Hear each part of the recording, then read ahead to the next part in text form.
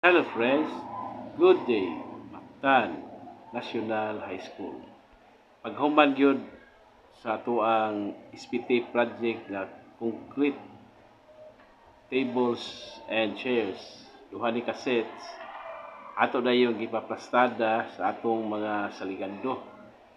Dili ni sa atbang sa ato ang 16 classroom building o sa ato ang school gym. Atong makita nga iayog yun pag pahiluna, pagpastada, kay para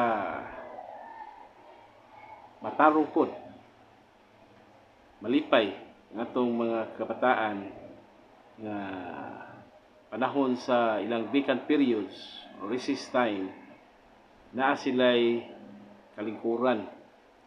Landong ni napita, hayahay. Thank you so much sa atong mga ginikanan nga nisuporta sa tuang eskwelahan pinaagi ni ining project.